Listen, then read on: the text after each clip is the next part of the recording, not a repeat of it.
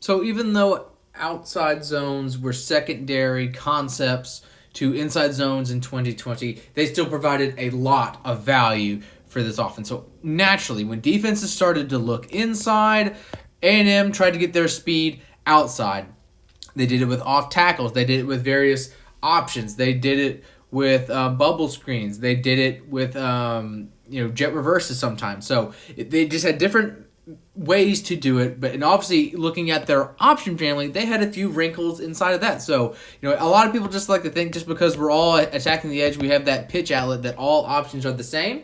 But for my purposes, I chart them all differently based on the blocking assignments, the techniques from the running backs, whatever. Because, for example, you'll have maybe a naked option where the running back's initially jabbing like it's going to be that zone flow before working back out and becoming that on the outside. Of course, you just have normal speed options with a hard edge set.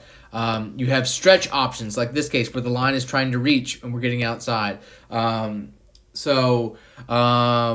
Since it is a stretch option, we're going to leave our edge defender untouched, our read defender, with everyone else working up inside. So our tight end is going to be our archer towards our linebacker, and everyone else is going to be concerned with the most adjacent play side defender in their path. So again, since the defense is basically anticipating a run that way, we're basically reaching them when they peek the other way, and we're stressing them in the outside because they are completely outnumbered.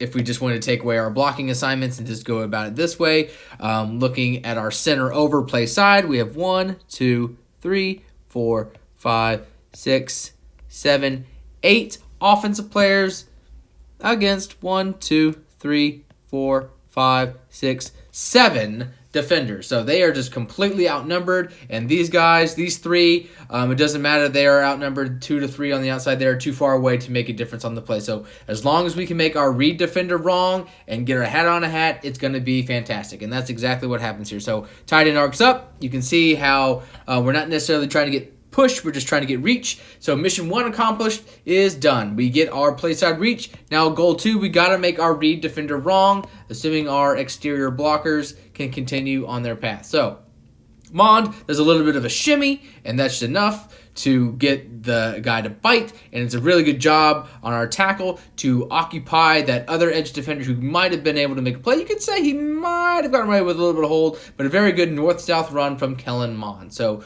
again, outside zones didn't necessarily finish among this concept, among this offense's most featured concepts, but year over year, they were still featured quite a bit and definitely provided a lot of value for this offense.